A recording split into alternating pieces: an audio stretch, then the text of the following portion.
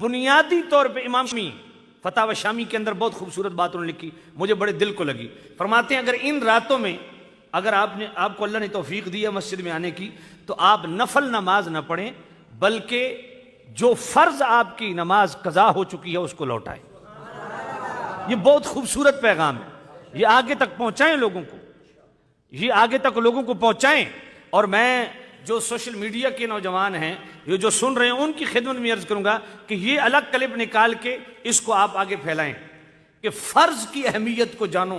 ہم لوگوں نے یہ ہر معاملے میں انٹرٹینمنٹ کو لے لیا، یعنی اس معاملے میں بھی ہم انٹرٹینمنٹ کا شکار ہو گئے کہ خاص اس رات کو جناب والا بس نفل پڑھو ساری رات اور جناب چھٹی. اسی طرح جناب شب قدر آئی ہے، ساری رات نفل پڑھو اور چھٹی. صبح سینہ تان کے کہتے ہیں میں 100 رکعت کو رات کو میں نے پڑھے نفل. بھائی اس سے پوچھو فرض نماز بھی پڑھتا ہے؟ اگر فرض نماز نہیں پڑھتا، میں بالکل یقین سے آپ کو کہہ رہا ہوں آپ 1000 رکعت بھی نفل پڑھیں، ایک رکعت بھی قبول نہیں ہوتی اگر جان بوجھ کے آپ فرض کے تارک. انہ لا تقبل نافلۃ حتی تؤدى الفریضہ، میرے نبی نے فرمایا اس بندے کی کوئی نفلی عبادت قبول نہیں کی جائے گی جس کا فرض ادا نہیں ہوگا.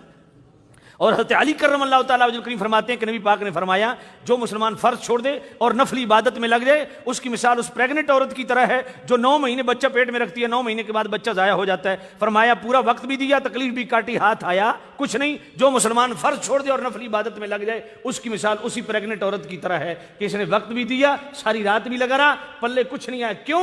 فرمایا فرض کا تارک ہے. اور حضرت غوث الاعظم شیخ عبد القادر جیلانی فتح الغیب شریف میں فرماتے ہیں کہ اس مسلمان جتنا احمق اور بے وقوف مسلمان کوئی نہیں جو فرض چھوڑ دے اور نفلی عبادت میں لگ جائے.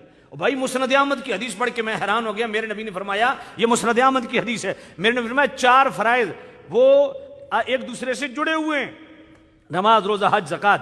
فرمایا اگر 2 کی ادائیگی تم نے کی ہے اور 2 کی تم مکلف ہو، کر سکتے ہو، قدرت رکھتے ہو، جان کے نہیں کیا تو 2 کیے ہوئے فرض بھی اللہ رد فرما دے گا.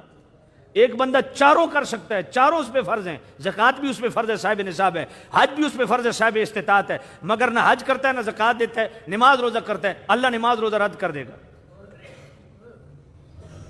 3 کرتا ہے، 1 چھوڑتا ہے، اللہ 3 ادا کیے ہوئے رد کر دے گا. 2 کرتا ہے، 2 جان بوجھ کے چھوڑتا ہے، اللہ 2 بھی رد فرما دے گا. کیوں؟ فرمایا تو اپنی مرضی سے فرض ادا کر رہے، اپنی مرضی سے فرض ادا نہ کر، ہر فرض کو ہمارے حکم پر ادا کر. یہ جب سے ہم شریعت کو ایسے طبیعت لینے لگے ہیں نا تبھی ہم برباد ہو. بھائی مزاج میں آیا تو جناب پڑھ لی، طبیعت میں آیا روزہ رکھ لیا، طبیعت نے کیا تو جناب نماز. یہ کیا طریقہ ہے؟ فرض ہر حال میں فرض ہے اور اس کو فرض کر کے جان کے جناب پڑھیے، کہیں ایسا نہ ہو کہ دوسرے ادا کیے ہوئے فرض بھی برباد ہو جائے. اور اگر ایک فرض ادا کرتا ہے دوسرا فرض جان کے چھوڑتا ہے تو اللہ ادا کیا ہوا فرض رد فرما دے اور فرض کے قریب نہیں بنا جائے اور نفل پڑھتا رہے تو نفل کیسے قبول ہوں گے؟